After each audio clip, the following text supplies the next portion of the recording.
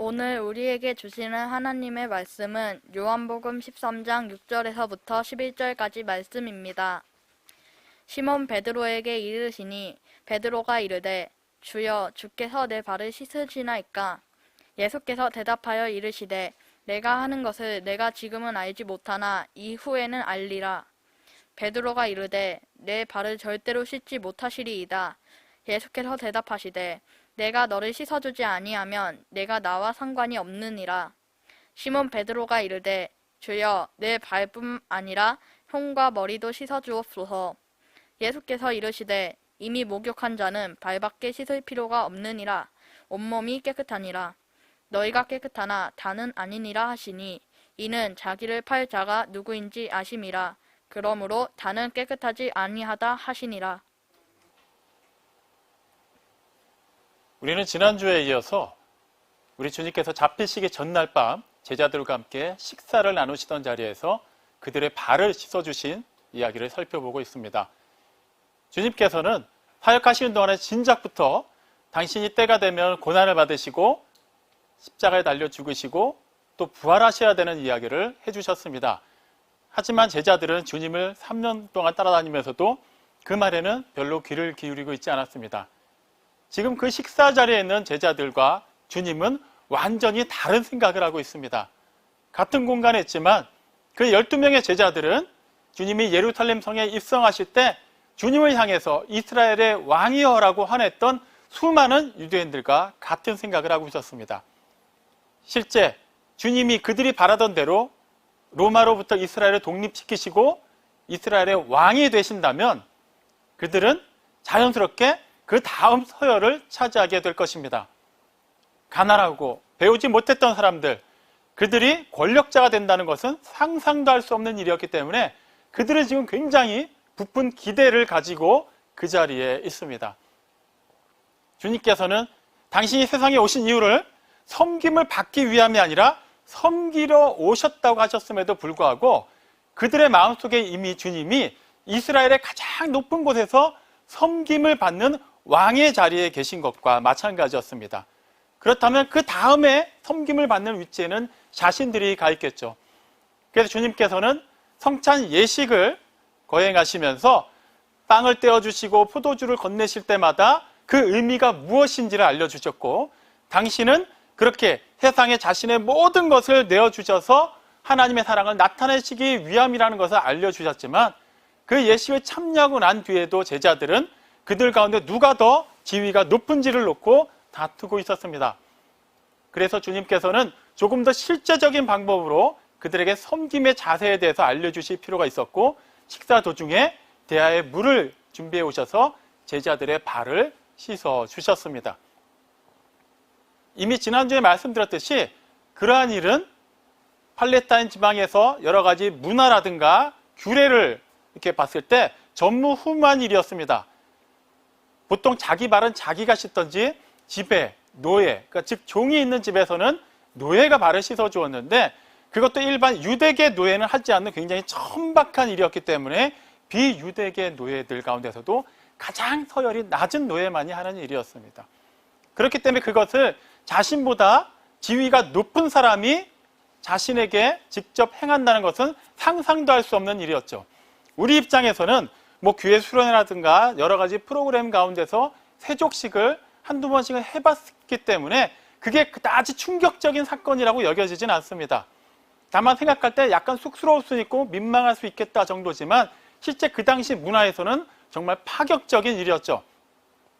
그리고 실제 지금 제자들은 그들의 스승인 주님에 대해서 어떻게 생각하고 있나요? 이스라엘은 왕이라고 생각하고 있어요.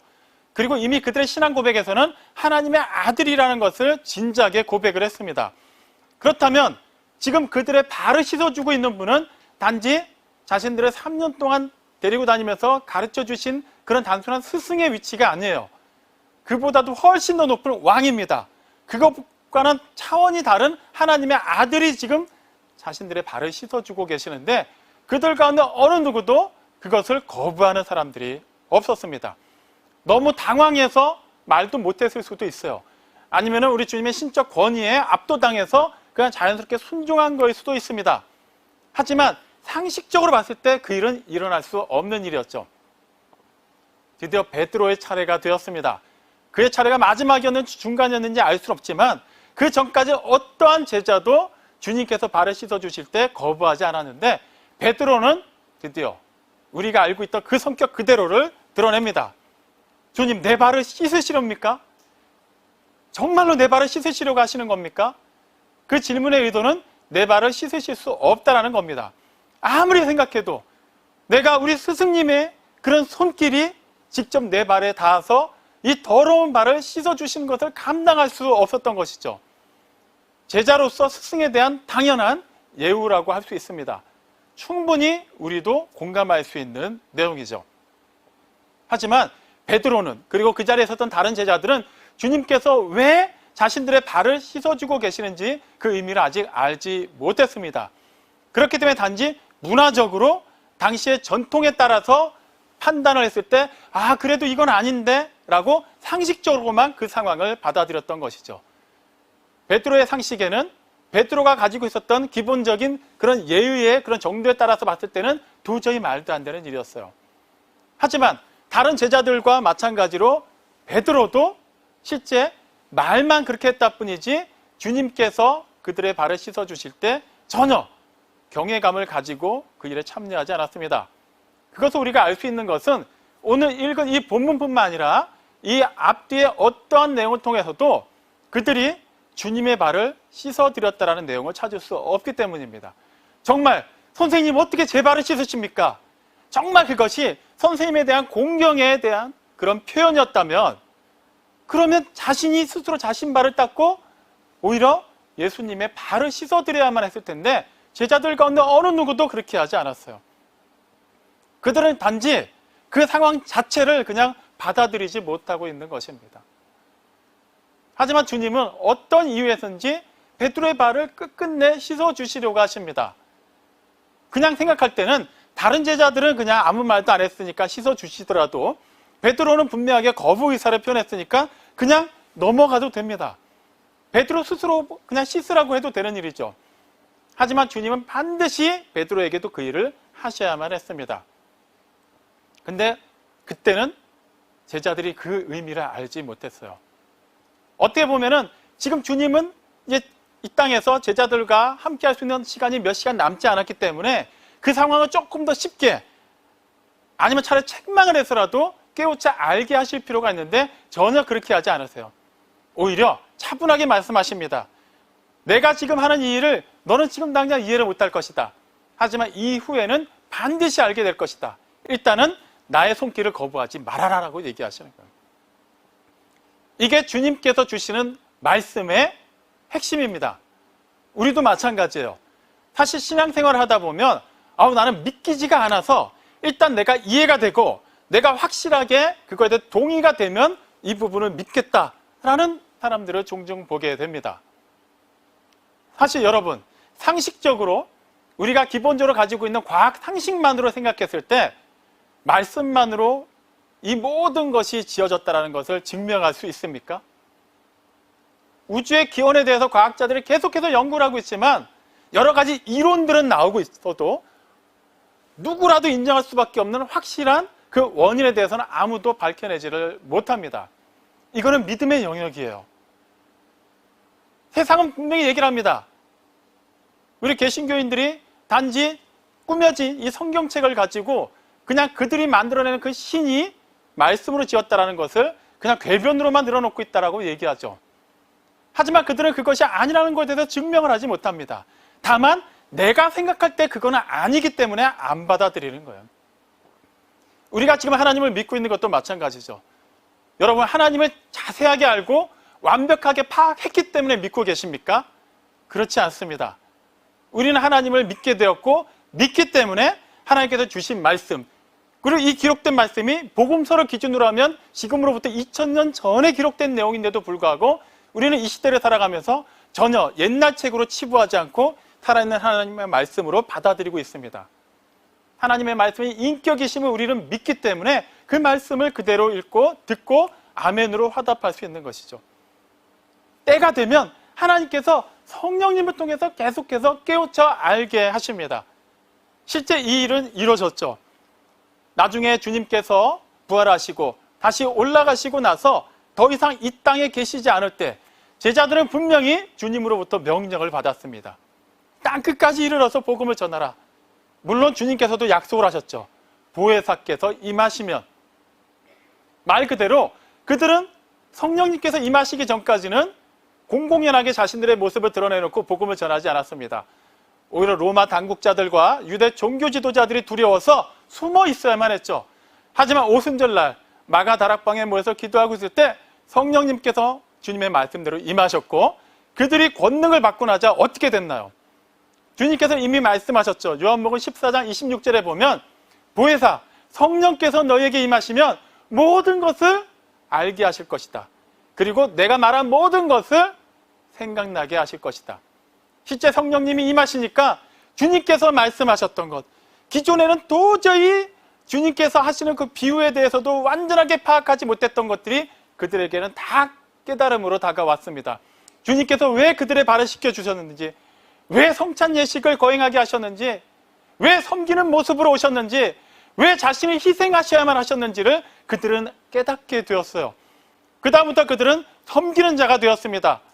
두려움 없이 자신들의 그 희생을 전혀 아끼지 아니하고 세상에 나가 복음을 전하는 자들이 되었습니다. 그리고 주님이 그렇게 하셨던 것처럼 자신들의 생명을 아끼지 아니하고 포기하면서까지 하나님의 살아있는 말씀을 전했습니다. 그 순교의 피가 흐르고 흘러서 오늘날 우리에게까지 도달하게 된 것이죠. 하나님께서 말씀하시면 믿으시기 바랍니다. 받아들이시고 하나님께서 때를 따라서 깨닫게 하실 때 그 깨달음대로 주어진 그 사명의 길을 감당하시기를 주님의 이름으로 축원합니다. 주님께서 그렇게 말씀하셔도 베드로는 아직도 깨닫지 못합니다. 그래서 8절에서는 더 완강히 얘기합니다. 주님께서 절대 내 발을 씻으실 수 없습니다. 역시 우리의 베드로는 기대를 저버리지 않습니다. 극과 극을 달리는 사람이에요. 그냥 중간이 없습니다. 그냥 안 돼요 하다가 주님께서 계속 씻어주시려 가시면 마지못해서라도 수락할 법도 한데 그는 절대 안 됩니다. 이 절대라고 번역된 헬라어 에이스톤 아이오나라는 단어는 영원이라는 뜻이에요. 아주 확실하게 얘기한 거예요. 지금은 안 돼요가 아니에요. 영원히 안 됩니다. 절대로 안 돼요. 아주 강하게 부정을 하고 있는 것이죠. 물론 베드로 입장에서는 어떻게 우리 선생님이 이렇게 낮은 사람들이 하는 종 중에서도 가장 낮은 종이 하는 이 일을 하실 수가 있는가? 절대 안 됩니다. 정말 선생님 이렇게까지 낮아지실 필요는 없어요. 정말 주님을 생각해서 한 말일 수도 있어요. 아니면 다른 의도일 수도 있습니다. 지금까지 주님이 당신을 따르라고 하셨는데 이제 이스라엘의 왕이 되셔야 될 분이 이렇게 낮은 자가 해야 되는 일을 하고 계시다면 우리도 왠지 이 일을 따라 해야 된다는 거 아닐까? 이 일을 하려고 내가 3년 동안 따라다니는 건 아닌데 어쩌면 그런 생각을 했을지도 몰라요. 하지만 중요한 것은 베드로가 한 그 말이 겸손의 표현일지 아니면 또 다른 인간적인 그런 걱정에서 따르는 그런 말일지 그거와는 상관없이 베드로의 그 고백은 틀렸기 때문에 문제가 됩니다. 일단 이치적으로 베드로가 한 말은 맞지가 않습니다. 사람은 어느 누구도 영혼에 대해서 얘기할 수 없습니다. 우리는 유한하기 때문이에요. 우리는 시작이 분명히 있고 끝이 분명히 있습니다. 그렇기 때문에 그 시작이 없고 끝이 없는 영원한 거에 대해서 알 수가 없습니다. 우리는 살아가면서 영원한 것을 많이 말하죠. 내가 다짐한 것, 내가 사랑하기로 한 것, 그리고 내가 가지고 있는 모든 것을 영원할 거라고 생각을 해요. 하지만 실제 영원한 것이 있나요? 내가 정말 절대 변하지 않을 것이라고 다짐했던 것들 정말 하나도 변하지 않았나요? 그렇지가 않아요. 우리는 유한하기 때문이에요. 우리가 처음부터 거짓말을 하려고 한 것이 아니라 그런 의도가 아니었음에도 불구하고 우리는 그 한계에 갇혀있기 때문에 영원한 것, 절대적인 것을 담보할 수가 없습니다. 결혼할 때 요즘은 이제 그런 주례사가 많이 사라졌습니다만 예전에 실제 주례사 중에 이런 표현이 많았어요. 신랑과 신부는 검은 머리가 팥불이 될 때까지 서로 사랑하겠는가? 비가 오나 눈이 오나 두 사람을 향한 사랑은 서로 변하지 않을 것을 약속하십니까? 이런 질문들을 했죠. 꼭 이런 표현은 아니지만 지금도 결혼 서약을 받습니다. 근데 그 결혼 서약을 받을 때 조건적으로 물어보지 않아요. 서로 좋을 때는 기뻐하고 사랑하며 살고 뭔가 상황이 안 좋아지면 이혼할 것도 감수하고 결혼하시겠습니까? 이렇게 묻지 않아요. 결혼하는 두 사람도 마찬가지죠. 우리는 얼마 살지 못하고 이혼할 거야 이런 생각으로 결혼하는 사람이 있을까요? 없습니다. 그럴 거면 애초에 결혼하지 않겠죠. 분명히 우리 사랑은 영원할 것이라고 하고 결혼하는데도 어떻습니까? 실제는 결혼한 사람들은 가운데 수많은 사람들이 이혼하고 있어요. 통계청 기준으로 작년도 2019년도 우리나라에서 이혼한 건수가 몇 건인지 아십니까? 11만 8천 건입니다. 1년 동안에 11만 8천 가정이 깨진 거예요. 신혼 초기에 갈라섰는지 뭐 나중에 어느 정도 자녀들이 크고 나서 갈라졌는지 뭐 사연은 다 다르겠지만 그들이 처음에 시작할 때 다짐한 것은 분명히 동일했을 겁니다. 우리 사랑은 영원할 것이라고 서로를 향해서 속삭였을 거예요. 하지만 우리는 영원하지 못합니다. 제자들도 마찬가지죠. 나중에 살펴보겠습니다만 주님께서 이제 겟세마네 동산으로 기도하러 가실 때 일단은 베드로를 지목해서 얘기하시죠. 내가 오늘 밤 닭이 울기 전에 3번 나를 부인할 것이다. 역시 우리 베드로는 그냥 대답하지 않아요. 아주 그냥 그렇지도 않는 대답을 합니다. 내가 죽을지언정 주님을 부인하지 않겠습니다. 우리는 이거를 그냥 베드로만의 고백이라고 생각하지만 실제 그 상황을 기록한 마가복음을 보면 마가복음 14장 31절에서는 베드로가 일단 힘있게 자신은 주님을 부인하지 않겠다고 고백한 것을 볼 수 있어요. 그리고 그 다음에 무슨 내용이 나오냐 하면 다른 제자들도 동일하게 고백했다고 얘기합니다. 베드로는 대표성을 띠고 얘기한 것뿐이에요. 그 자리에 있었던 모든 제자들은 아니요, 우리는 절대 주님을 포기하지 않습니다. 우리의 주님을 향한 우리의 마음은 영원할 겁니다라고 얘기하고 있는 거예요. 실제 몇 시간 후에 어떤 일이 벌어졌나요? 로마 군사들이 와서 주님을 잡아가실 때 그들은 다 도망갔어요. 한 명도 주님을 따라가서 주님을 변호해준 사람이 없었습니다. 실제 죽을지언정 주님을 부인하지 않겠다고 했던 베드로, 주님 말씀하신 것대로 닭이 울기 전에 3번이나 마지막은 저주하면서까지 주님을 부인했습니다. 정말 한심한 제자들이에요. 하지만 우리는 그들을 향해서 함부로 삿대질하지 못합니다. 그들의 그러한 모습은 유한한 인간의 모습을 그대로 반영한 것이기 때문이에요. 실상 다른 모양일 뿐이지만 우리에게서도 계속해서 드러났고 지금도 드러나고 있는 모습이기 때문입니다. 하지만 우리가 그런 한계가 있다는 이유만으로 그러한 것이 아무렇지도 않게 당연하게 여겨져서는 안 됩니다. 특히 주님의 제자들은 그래야만 해요. 주님의 제자들은 말 그대로 주님의 가르침을 그대로 살아내고 그것을 전하는 자들이기 때문에 그들이 계속해서 그 시류에 따라서 흔들리고 그들의 믿음이 계속해서 이해 타산적이고 계산에 따라서 오르락 내리락 한다면 그들을 통해서 드러나는 주님도 온전한 모습으로 세상에 드러날 수가 없기 때문입니다. 그래서 베드로는 절대 내 발을 씻으실 수 없습니다라고 얘기하실 때 주님은 그의 그 고백을 그냥 받아들이지 않았어요. 강하게 얘기하십니다. 이유가 있습니다. 그가 내 발을 절대 씻으실 수 없습니다라고 말한 것은 이치적으로도 틀린 말이지만 그의 표현 자체가 이미 주님의 말씀에 대한 불순종이기 때문입니다. 주님이 말씀하시면 우리가 대답할 수 있는 옵션은 하나밖에 없습니다. 아멘입니다. 내가 생각할 때는 아직은 아무리 여러 가지 상황을 대입해봐도 지금은 아닌 것 같습니다. 이건 아닌 것 같습니다. 우리에게도 흔히 나오는 대답이죠. 믿음이 없는 사람들, 그런 사람들의 특징이 뭔지 아십니까? 아예 믿지 않는 사람들이 얘기하는 것이 아니라 믿음의 공동체 안에 있지만 믿음이 없는 사람들의 특징을 말씀드립니다. 여러 가지가 있는데 그 중에 하나는 그들의 말 가운데 이런 표현이 많이 들어갑니다. 내 생각에는, 내가 볼 때는, 내가 경험한 바로는, 지금까지 내가 신앙생활 해온 것을 바탕으로 봤을 때는 이건 아니에요. 하나님이 주신 말씀조차도 자신의 생각과 자신의 이념과 자신의 경험을 비추어서 판단합니다. 이거는 아니고 이거는 맞고 이거는 지금 옳고 이거는 지금은 아니고. 그런 사람들이 교회에서 열심을 내면 어떤 일이 벌어지죠? 그 공동체는 점점 피폐해집니다. 그럴 수밖에 없죠.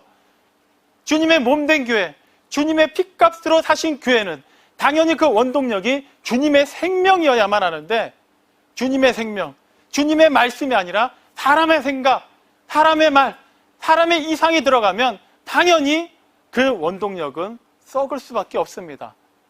호흡할 수가 없게 되죠. 생명이 공급되지 않기 때문에 점점 무너지게 될 것입니다. 주님께서는 분명히 말씀하셨어요. 마태복음 7장 그 산상수훈을 이렇게 쭉 내어보다 보면 주님의 말씀을 듣고 행하는 자에 대한 얘기가 나옵니다. 그 24절, 25절에 뭐라고 말씀하십니까? 당신의 말씀을 듣고 행하는 자는 반석 위에 집을 지은 지혜로운 자와 같다고 말씀하시죠. 왜 지혜롭다고 얘기하시나요? 늘 좋을 수만 없거든요.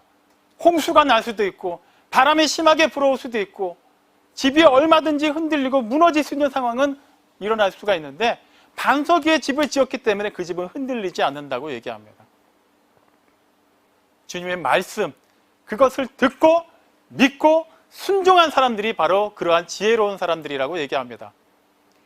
전혀 생각지도 못했던 전염병이 창궐하면서 우리의 민낯이 여지없이 드러나고 있는 시대를 살고 있습니다. 기존에 이러한 삶을, 이러한 시대를 겪어보지 않았을 때는 우리는 그저 말씀에 대해서 관심이 없었습니다. 좋은 예와 감동적인 얘기, 그저 부담 없는 설교만으로도 우리는 믿음이 풍성해지는 거라고 착각하고 살아왔죠. 하지만 생각지도 못했던 여러 가지 어려움들을 겪자 어떠한 일들이 벌어졌나요? 우리는 여지없이 무너졌습니다. 우리가 기대했던 것들, 우리가 생각했던 것들, 우리가 이상적이라고 여겼던 것들이 다 거짓이라는 것이 만천하에 드러나 버린 것이죠. 하지만 풀은 마르고 꽃은 시들지라도 살아계신 하나님의 말씀만이 영원하다는 것이 다시 한번 증명이 되고 있습니다. 말씀으로 돌아가야 돼요. 하나님께서 말씀하실 때 우리는 순종해야만 합니다. 계산하지 마십시오. 따지지 마십시오. 내 동의가 있어야만 하나님의 말씀이 이루어지는 것 결코 아닙니다. 내가 어떻게 생각하는지 상관없이 하나님은 당신이 말씀하신 것, 당신이 계획하신 것은 반드시 이루어 주십니다. 우리가 그 말씀에 순종하고 따를 때 하나님께서 예정하신 그 일, 그 복이 우리에게도 임하는 것이고, 우리가 동의가 되지 않는다고 해서 우리가 잠시 떨어져서 하나님과는 동떨어진 생각을 한다고 해서 당장 아무 일도 일어나지 않는 것 같지만 그 일은 굉장히 치명적인 결과를 초래하게 될 것입니다. 그래서 주님은 말씀하십니다.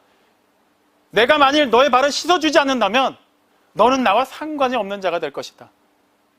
어떻게 보면 너무 과한 얘기라고 들릴 수 있습니다. 베드로가 정말 주님과 떨어지고 싶어서, 영원히 단절되고 싶어서 그런 말을 한 게 아니라는 것을 주님은 누구보다도 잘 알고 계시기 때문입니다. 베드로야, 네 마음은 잘 안다. 그래도 나는 너의 발을 씻어줘야만 해. 이것은 단지 발을 깨끗하게 하는 세족의 의미를 넘어서 내가 너희의 죄를 깨끗하게 하는 나의 희생을 의미하는 것이기 때문이란다. 이렇게 말씀하셔서도 되는데 너와 내가 상관이 없다. 완전히 너랑 나랑은 끝나는 것이다 라고 얘기하십니다. 그건 사실이기 때문이에요.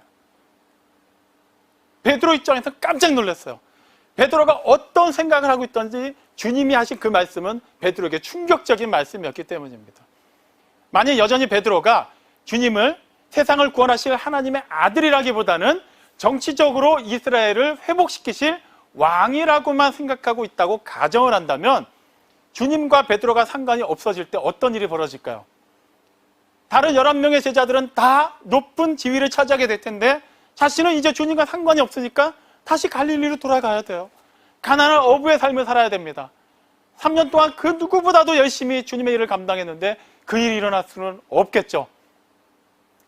아니면은 실제 이 정황상 그렇게까지 생각은 안 했겠습니다만 베드로가 만일 정말 주님이 하나님의 아들로서 하나님의 사랑을 세상에 나타내시기 위한 이 사역 가운데 내가 완전히 상관없는 자가 된다고 생각했다면 그것은 정말 충격적인 일이죠. 단지 이 현세에서 복을 누리지 못하는 차원이 아니라 영원한 내세에서도 하나님과의 단절, 즉 영원한 멸망을 의미하기 때문입니다. 베드로가 어떻게 생각했던지 간에 주님과 상관이 없는 것은 있어서는 안 되는 일이었습니다. 그래서 그가 어떻게 합니까?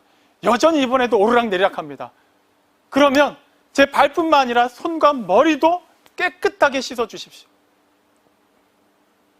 쉽게 말하면 목욕을 시켜달라는 거예요. 지금 베드로는 정말 우리가 신앙생활하면서 좀 쉽게 놓칠 수 있고 우리에게서 흔하게 드러날 수 있는 오류를 여러 가지를 동시에 보여주고 있습니다. 좀 전까지는 내가 생각할 때 이건 아닙니다. 지금 주님이 무슨 의도로 이러시는지와 상관없이 내 기준에서는 이건 아닙니다라고 해서 거부했어요. 이제는 일단 이걸 네가 받지 않으면 나와 상관이 없다고 얘기하니까 나는 복을 받아야 되기 때문에 그러면 이 정도로 그치지 말고 더 많이 주세요 라고 하면서 기존과는 완전히 다른 모습을 보입니다. 우리에게서도 신앙생활할 때 이런 모습이 자주 드러나죠. 그냥 내 생각으로 신앙생활을 하는 거예요.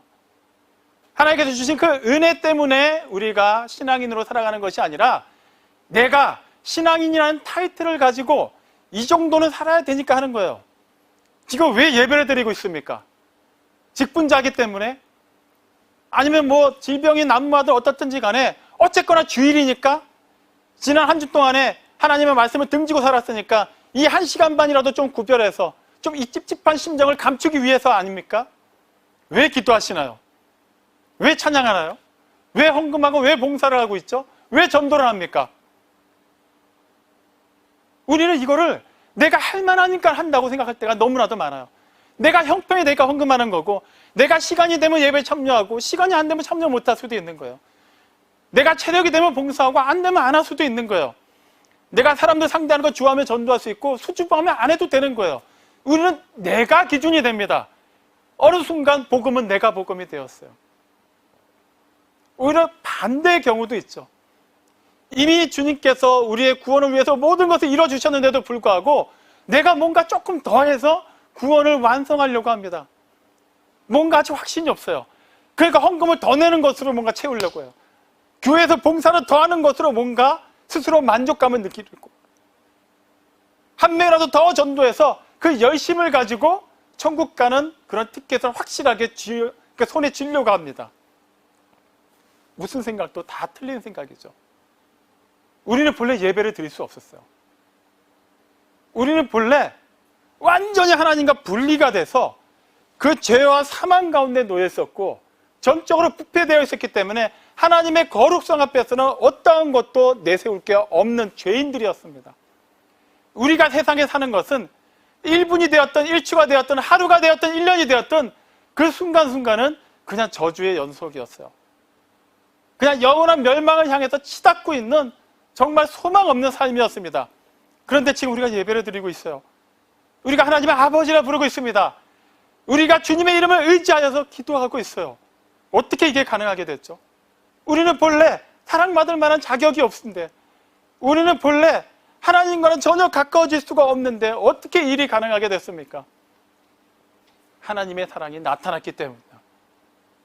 당신의 하나뿐인 아들을 그 모든 하늘의 영광을 다 포기하게 하시면서 우리를 사랑하시는 그 모든 것을 이루시기 위해 세상에 보내셨어요. 태초에 천지를 창조하신 그 말씀이신 성자 하나님께서 그 모든 당신의 영광을 다 포기하고 인간의 몸을 입고 육신이 되어 세상에 나타나셨습니다. 하나님의 뜻에 따라서 우리를 섬겨주셨기 때문에 그분의 모든 것을 다 쏟아내시면서 희생하셨기 때문에 우리는 그 대속의 은혜를 말미암아 믿음으로 하나님께 나아갈 수 있게 된 거예요. 오직 우리 주님만이 하나님께로 나아갈 수 있는 유일한 길이요 진리요 생명이 되어 주셨기 때문에 그분으로 말미암아 우리는 주님께 나아갈 수 있게 된 거예요. 그분이 우리의 죄를 씻어 주셨기 때문에 주님이 베드로에게 뭐라고 얘기하십니까? 내가 너를 씻어 주지 아니하면 지금 주님이 씻어 줬기 때문에 발이 더 깨끗해진다는 의미가 아니에요. 베드로가 씻으나 다른 제자가 씻어 주나 그 발이 깨끗해지는 것은 크게 차이가 없었을 겁니다. 하지만 실제 의미를 얘기하는 거예요. 우리는 스스로 우리의 죄를 깨끗하게 씻어낼 수가 없습니다. 주님을 제외하고 우리의 전 재산을 다 헌금하고 우리가 나가서 지나가는 모든 사람들을 전도해 온다더라도 말 그대로 주님을 제외하고 하는 일들은 아무런 의미가 없어요. 비록 형편이 안 돼서 헌금을 잘 못할 수도 있어요. 진짜 마음에는 원인인데 몸이 약해서 예배에 참석하지 못할 수도 있어요. 진짜 전도하고 싶은데 도무지 용기가 나지 않아서 그저 가까이 있는 사람한테 짧은 성경 구절 하나 문자로 보내는 것밖에 못할 수도 있어요. 하지만 그 모든 우리의 몸짓과 우리의 언어와 우리의 생각이 주님으로 말미암아 이루어지는 것이라면 주님께서 하시는 거예요. 우리가 하는 게 아니에요. 주님께서 그 미련한 자들, 그 배우지 못한 자들, 그 가난한 자들, 그 감정 기복이 심한 자들의 제자들로 불러주셨어요. 주님이 그들을 통해서 역사하셨습니다. 주님이 씻어주셨기 때문이에요. 그리고 말씀하십니다. 이미 목욕한 자는 몸이 깨끗하기 때문에 발만 씻으면 된다. 당시 팔레스타인 지방의 그 문화를 이해해야만 이 말씀이 좀 더 쉽게 다가옵니다. 그들은 절기라든가 뭐 성전에 나아가서 제사를 드릴 때 아니면 중요한 잔치에 초대를 받았을 때는 반드시 목욕을 했어요. 그리고 목욕을 하고 또 그곳에 참여했다가 집에 돌아왔을 때는 발을 씻었습니다.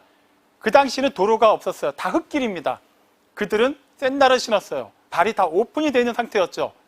비가 오면 진흙탕이고 비가 오지 않으면 그 특유의 건조한 기후 때문에 먼지가 많이 일어나는 곳입니다. 우리가 생각하면 들어와서 샤워하면 되지 않나 싶지만 우리처럼 물이 풍요로운 곳이 아니었어요. 그렇기 때문에 그런 경우에 그들은 발과 손만 씻었습니다. 일단은 더러운 것을 좀 씻어내고 그리고 혹시라도 밖에서 부정한 것에 모르고 다 쓸 수 있기 때문에 하나의 정결 예식으로 씻었던 것이죠. 그 의미를 얘기하신 거예요. 이미 주님의 그 대속의 은혜로 말미암아 구원받은 사람은 또 구원받기 위해서 뭔가를 할 필요가 없다는 거예요. 하지만 우리는 몸을 입고 있고 이 완전하지 않은 몸과 여전히 예전에 익숙했던 그 죄성과 이 죄로 만연한 세상에 살고 있기 때문에 어쩔 수 없이 그 죄에 끊임없이 노출이 되어 살고 있습니다. 그래서 우리는 주님의 그 씻어주시는 은혜에 힘입어서 회개는 해야 되는 것이죠. 주님은 그걸 얘기하시는 거예요. 나는 구원받았으니까 이제 회개하지 않아도 돼. 그래도 천국 갈 거니까. 이렇게 얘기하는 사람은 믿음이 있는 게 아니라 아직 씻김을 받지 못한 사람이기 때문에 그렇게 얘기하는 거예요. 우리 중에 어느 누구도 그렇게 생각하는 사람이 있어서는 안 됩니다. 회개할 수 있는 것은 특권이에요. 의무이거나 회개할 게 도무지 떠오르지도 않는데 억지로 쥐어짜서 해야 되는 것이 아닙니다. 그것은 정말 온전히 씻음받은 사람, 온전히 새로워진 사람, 그리고 주님께서 말씀하시는 세상에는 자기 사람들을 사랑하실 때 끝까지 사랑하시는 그 사람들 안에 들어가 있는 사람만이 할 수 있는 것이죠. 주님이 뭐라고 얘기하십니까? 너희가 깨끗하나 다는 아니다. 지금 내가 비록 발을 다 씻어 주었지만 실제 온전한 사람이 이곳에 다 있는 것은 아니다. 누군지 우리는 알고 있습니다. 가룟 유다입니다. 우리는 이것을 역사적 사실로 알고 있고 그냥 넘어가려고 하죠. 이것은 참으로 중요한 얘기입니다. 주님이 직접 부르신 제자들 가운데도 거짓 제자가 있었어요. 하물며 이 시대를 살아가는 우리들 가운데 거짓 제자가 없을 것이라고는 아무도 장담할 수 없습니다. 그럼 그게 누구지? 혹시 우리 교회 가운데는 누가 이단인가? 거짓 제자인가? 구원받지 못하는 사람인가? 그거는 신경 쓰지 마세요. 나 자신, 우리 각자의 모습을 살펴보면 됩니다. 우리는 정말 주님께서 우리의 전 존재를 당신의 그 보혈로 씻어주셨음을 믿고 있습니까? 우리의 그 믿음의 근거는 우리의 그런 종교적인 전통이나 경험이나 지금까지 신앙생활을 해오면서 익숙하게 들었던 것이 아니라 살아있고 기록된 하나님의 말씀을 근거로 하고 있는 것입니까? 우리는 주님이 제자들에게 하셨던 것처럼 지금 주님이 직접 우리의 발을 씻어주시는 그러한 일을 경험하지 못합니다. 그런데 어떻게 우리가 씻음 받았다라고 고백할 수 있죠? 요한복음 15장 3절에 주님은 분명히 말씀하십니다. 내가 너희에게 이른 그 말, 내가 진작에 너희에게 했던 그 말로 너희는 깨끗하여졌다. 마찬가지입니다. 하나님의 말씀은 살아있습니다. 그 살아있는 말씀이 우리에게 임하였고 그 말씀을 아멘으로 순종하고 받아들인 우리는 주님의 그 구속의 은혜로 말미암아 깨끗해진 사람입니다. 우리가 이런 이유 때문에 계속해서 하나님의 말씀을 봐야만 해요. 어차피 똑같은 종이에 똑같은 문자로 새겨진 거 한 번만 읽어도 된다고 얘기하는 사람들이 있어요. 굳이 매일같이 그렇게 정해놓고 성경을 읽을 바에는 그 시간에 차라리 좀 더 생산적인 일을 하는 게 낫다고 얘기하는 사람들이 있습니다. 오히려 사회에서 좀 더 다른 사람들 구제하는 일, 교회에서 성도들의 친교에 관한 일에 더 신경 쓰는 게 훨씬 더 유익하다고 얘기하는 사람들이 있어요. 그렇지 않습니다. 하나님의 말씀은 살아있고 운동력이 있고 인격이고 생명이시기 때문에 그 말씀이 계속해서 우리 안에 충만해지면 어떤 일이 벌어집니까? 우리 안에서 충만해진 그것이 우리를 충만하게 살게 할 뿐만 아니라 그 넘치는 은혜가 그 믿는 자의 각 사람의 배에서 나오는 그 생수가 결과적으로는 그 생명력을 가지고 우리 주변을, 우리 가족을, 우리 주변에 있는 사람들을, 우리 환경을, 이 나라를 변화시키게 되는 것이에요. 우리가 아는 게 아니에요. 우리가 정말 하나님의 말씀으로 충만하다면, 하나님의 이르신 말씀, 기록된 말씀이 우리 안에서 계속해서 사라지고 있다면 그 생명이 하나님의 일을 하실 겁니다. 하나님을 하나님 되게 인정하는 것 어려운 거 아닙니다. 하나님이 말씀하시는 것 그대로 이루어질 줄로 믿고 따르는 것입니다. 거기다 뭘 더하려고 하지 마세요. 우리가 더해봐야 하나님의 영광을 가릴 뿐입니다. 하나님의 일을 하게 하십시오. 하나님이 말씀하신 그대로 이루게 하십시오. 물론 우리가 막는다고 해서 안 이루어지는 것은 아닙니다. 따르라는 얘기입니다. 사랑하는 성도 여러분, 우리는 진실로 주님의 그 보혈로 깨끗함 받은 자라고 고백할 수 있습니까? 주님의 그 섬김과 희생이 그냥 나에게만 유효한 것이 아니라 나의 삶을 통해서도 기록된 말씀을 근거로 해서 계속해서 우러나오고 있습니까? 그렇게 나는 변화되었고 그렇게 내 주변이 변화돼 가고 있다고 확신하십니까? 아멘이라고 대답했다면 이제는 계속해서 그 말씀 위에 그 기초를 세운 사람답게 흔들림 없이 주신 말씀 그대로 순종하고 따라가십시오. 아직도 주님의 말씀과 내 생각 사이에서 머뭇거리고 있다면 이제는 결단해야만 합니다. 너희가 깨끗하나 다는 아니다. 주님께서 말씀하신 그 예외적인 사안 가운데 우리가 포함돼서는 안 될 것입니다. 우리를 사랑하시되 끝까지 사랑하시는 주님, 영원하시기 때문에 그 약속은 유효합니다. 우리를 영원히 사랑하시는 주님의 그 약속 믿으시고 그 약속에 붙들림 받아서 그 영원한 사랑을 충만하게 누릴 뿐만 아니라 증거하는 모두가 되시기를 주님의 이름으로 축원합니다. 그렇게 주님의 섬김과 희생과 사랑이 우리에게 나타났고 우리 통해서 세상에 아름답게 증거될 것입니다. 기도하십니다.